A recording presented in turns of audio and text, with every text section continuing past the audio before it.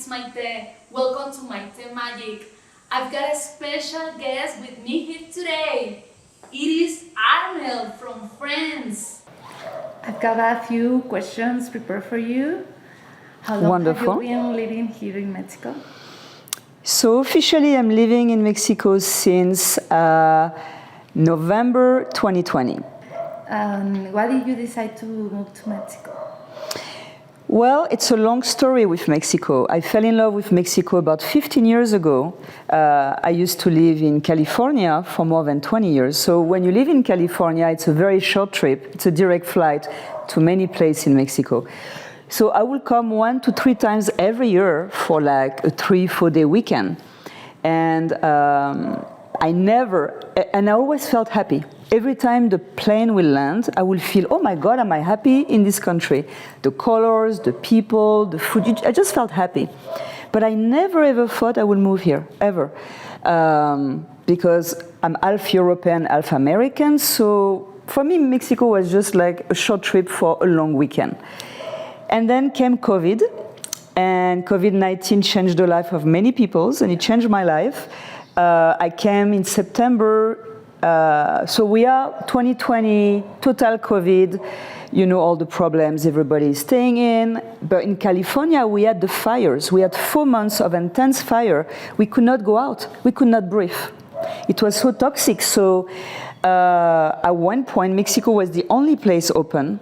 There was the violence in California, in the US. It was people were angry. There was the COVID, there were the fires. So I decided to come here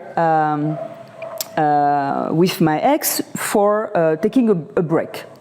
And came here for 3 weeks, 1 week in Puerto Vallarta, 2 weeks in Guadalajara to escape the fires. That 3 weeks became a month and a half because the fires were getting worse in California. And in a month and a half, I discovered how much I love Guadalajara. It was an amazing cosmopolitan city, modern, with the best of the US, like the Silicon Valley of Mexico. The beauty, the art, all the restaurants were open. Everything was outdoor, the quality of life. So I hired a real estate agent for looking at places for many years from now. Fell in love with a place, signed a 1-year lease on the moment. And that's how I ended up living here for a year during COVID, and that year became selling my home in San Francisco and buying in Guadalajara. Really? Oh my God. So it's a long, yeah. That pandemic brought me here and made me discover that it was time to live in a place I was happy. I've been a huge fan of the US. I'm a proud American, but I don't recognize myself in the US anymore with all the mentality. I think Mexico resembles the most of who I am today in my life. So the joie de vivre, the Mexican joie de vivre, because I'm French, so born, so I like places where people love to live life. And Mexicans sure know how to enjoy life. And it's beautiful, and it's close to the US. I can go see my friend. The weather is great. A little hot right now, but yeah. Yes. So that's how I decided to move to Mexico. It's nice. And what do you like most about Mexico? So believe it or not, last night we had guests and we discussed your question. I was like, okay, why do you like most Mexico? So we tried your question at dinner, and we all agreed the number one thing are the people. Everybody came up with the people. Yeah, the people in Mexico are so kind, so nice. Even people who are poor or in difficult situations still find a way to believe or smile or welcome you in a beautiful way. That says a lot. I think in the world today there is a lot of anger, there is a lot of violence. So being in a place where people are happy and welcoming is very important to me. And then you have all the rest, but I did tell you in the other question, the colors, the beauty, the architecture of Guadalajara is amazing. It's very vibrant, modern. So my 3 tops here are people. The cosmopolitan part, I feel my European side feel happy. It's very European. My American side is very happy. It's very American, and it's very Latin. So it's the 3 perfect combination for me. Oh, nice. Something you don't really like about Mexico? Well, my list of I don't like and my list of I like, my like is very, very big. And my I don't like is small, but it's intense. It's, of course, the problem of Mexico with the drug cartel. That, to me, is really making me extremely sad because it's the opposite of the kindness of Mexico. And I know Mexicans suffer from that, too. The fact that people are number two will be people pleaser. People are so nice that they don't know how to say no. So when I had to build this home, this condo, and remodel it with my interior decorator, it was so difficult to deal with the workers. People don't show up. They tell you they show up. They don't show up. They promise you things to make you happy. They don't deliver. You have to be on their back all the time. So that's the tough part. People saying yes when they should say no. They don't want to hurt your feelings, so they say, yes, yes, yes, I promise I'm going to do it. I prefer that they say, no, I cannot do it. I'm too busy. I don't have the time. Because if you promise me something, as an American, I really rely on it, and you don't deliver, then you hurt my feelings. So I would rather people be a little less people pleaser, a little bit more honest about saying no when they need to. And number three will be, now that I live with a Mexican and I have many Mexican friends, I see that the country needs to progress socially and economically with the population to give better salaries, better benefits. It's very important. I don't think Mexican people are compensated enough for their hard work, for the one who works very hard. So I would like to see that now that I live here. Social and economical progress for Mexican people, not just for us expatriates. For us expatriates, we have a good life, but I would like to see that for the locals, you know. That will make me very happy. So that made me understand why some Mexicans still want to immigrate to the US for a better life, because sometimes they are not really treated the best way here. And I think it will resolve a lot of issues. And with the drug cartel, you know, you need to pay people better so they can go and do good jobs. Yes. What was your first culture shock here in Mexico? Those things, the fact that they tell you yes, yes, and promise and don't deliver, that was a culture shock for me. Because I was like, they are so nice. But sometimes it's fake. It's like sometimes, why don't they come and deliver? Why do they say yes and promise what they cannot? That was a culture shock. Because we are very, very reliable in the United States. You know, when you say something, you're professional, not all American, but most American. You have to deliver. If you don't deliver, you lose your job. You're like, gone. Have you visited another cities here in Mexico? Many cities. I started at 15 years ago when I came for the first time. It was for my work. I was working in finances in San Francisco, and we will host our yearly investor conference in Cabo San Lucas. So for 5 years, I went to Cabo San Lucas once a year to host 1 week. I will go for 2 weeks, 1 week to prep, 1 week for the yearly conference. And so that was my first exposure to Mexico, Cabo San Lucas. Lovely, beautiful. I'm not a beach girl, so that didn't make me want to move to Mexico. I just appreciated it. It was always a wonderful 2 weeks. Then I discovered San Miguel de Allende, totally amazing. I love art. I'm a big art lover. Yes, but it's like quiet, right? San Miguel de Allende is not... For me, it's too American. I want to live more with I want to live more with Mexican and English and people from all around the world. So Guadalajara and Mexico City are the two best places for that. But San Miguel de Allende, if you like art, if you like beauty, it's a gem. It's one of the most beautiful cities in the world. It's actually always on the top list of the most beautiful place to visit of countless of magazines. It's always in the top 5.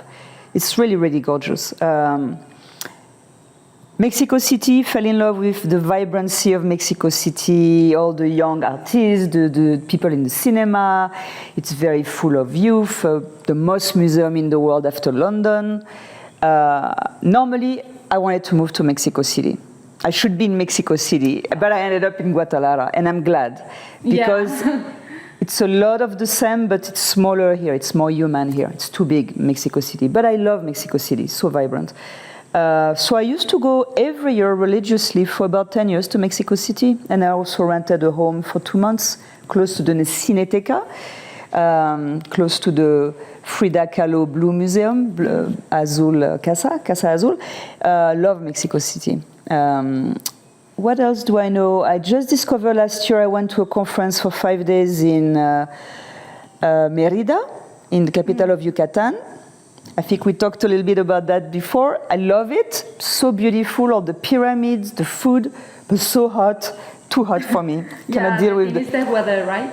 The humidity, I cannot deal with the humidity. Puerto Vallarta, many times. I met my partner there, so love Puerto Vallarta. It's one of my favorite beach places in Mexico, but I'm not a beach person. So I can go for a little while, but not to live forever. What else do I know? And Morelia. Discover Morelia. Very good friends, expats who moved there, built a beautiful home, their dream home there. Loved it, very historical. That's where I want to go back for the movie festival, or the music festival. I think we're going to go in November. There's a beautiful, one of the best music festival in the world in Morelia. And so, voilà, those are some of the places I know in... So you have visited a lot of places. Not enough, I want to visit more. We decided with my partner to start visiting, starting July, one place a month in Mexico. Okay, that's great. So let's move to talk about more friends. Mm-hmm. So I've got a few questions about friends. For example, what is the most popular tradition in France? Good food. The most popular tradition, Christmas is huge in France. New Year's Eve is huge in France. Once you have Christmas and New Year's Eve, you are going to do, I think it's the third week of January, you are going to have this cake. It's a special cake you can find only in French bakery, but now you can find it around the world. It's like galette des rois. They give you a crown, and they put a little something, I don't know how you call that, a little figurine. They hide it in the cake, and you are here with your friends, and whoever gets the share with the little figurines become king or queen. It's a tradition we do every year. The Mardi Gras, it's in March. They also do it in New Orleans, in the US. They do it in a few countries. They flip crepes. You make wishes. Your crepes has to fall on the top of your cupboard, and you leave it for 1 year, and it's supposed to make your wish come true. So we have things like that are nice. Big traditions. I've heard about April Fool's Day. Yes. How is it celebrated in France? So I discovered this. I played April Fool's Day here this year, and I did it with my American friends, my French friends, and my Mexican friends. My Mexican friends did not understand what the heck I was sending them. So I understood it was not very common here. In the US, it's common, and in France. Yeah, I made a big joke. Actually, this year, what did I do? On April Fool, I sent a text to all my good friends, and I said, "Oh my God, you won't believe it. Everybody is in the street. The government, the Mexican government just signed a deal with the drug dealer, the highest one. They agreed to come together and work as a team, and they are going to stop harassing the population. Everyone is celebrating." And my friends were like, "Are you kidding? Are you sure it's not a hawk? But everybody was talking about it. It was so funny. And some people are like, "Okay, good April Fool." Yes. But yeah, I wish it was true. But that's what we do in France. We play a joke. Nice. Sometimes it's bad jokes. Sometimes people they send you something, they think it's funny. I don't find it funny. Like you get scared they had an accident, or they tell you something bad, and then they say, "Oh, April Fool." I don't find that funny when someone makes you worry. Oh, so I prefer like a good joke, but doesn't makes your heart jump, you know, like. But in France, they will do a lot of bad jokes sometimes. You will worry for a minute, and then they will say, it's a joke. Paris is often called the fashion capital of the world. As you know, Dior, Louis Vuitton, Chanel, Dior, all those Yves Saint Laurent. Yes, are world famous. So, what do you think about fashion? I love fashion. I believe we are all used to it since we are born in France. There is something particular about French people. There is a natural beauty in France. They don't put lots of makeup, but they like to dress well. They know how to dress well with a pair of jeans and a t-shirt that will be very classy, elegant, or luxurious. So I think we are born having to know how to cook, host people, and dress well, or put our body in value. So that comes from all the fashion, being used to always have all those famous designer and French women being exposed to it, but even men, a lot of French men dress really well. I think we have to share the title of capital of fashion with Italy, with Milan. Amazing, Italy is the capital of fashion too. So it's really a rivalry between Boo, and you see that all, But the top luxurious fashion design shows are always in Italy or in France, yes. Yeah, in Europe. So is fashion your inspiration to create super immigrants? Alors, I did not start with fashion, super immigrant, but it's a really good question, Maite.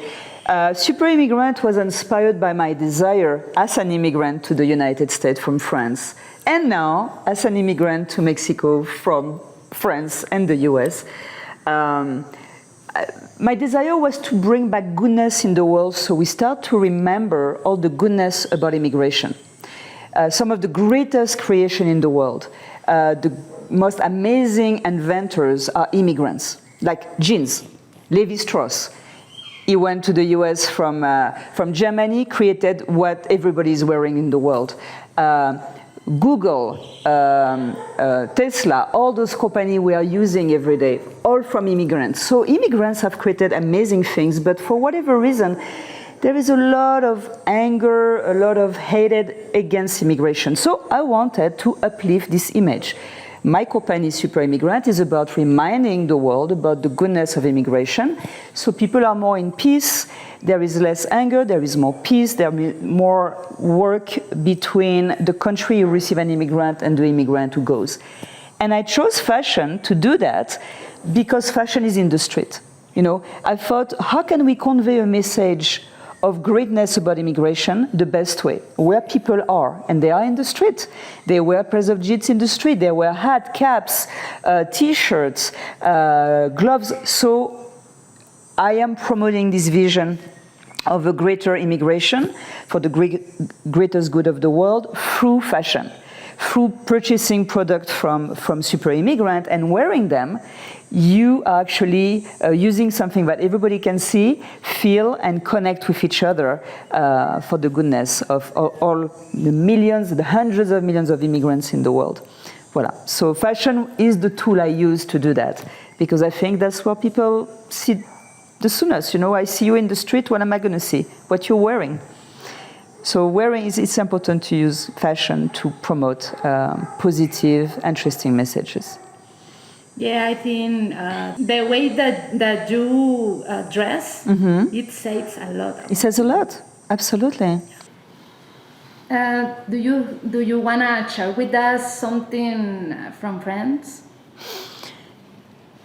So France, well, I left France in my 20s. I find Paris to be the most beautiful city in the world. No matter where I travel, I always think Paris remains beautiful. Amazing. France is just gorgeous country. I think with Italy and Spain among the top countries in the world. However, I did not find happiness in France. I found happiness in the US. That was more who I am.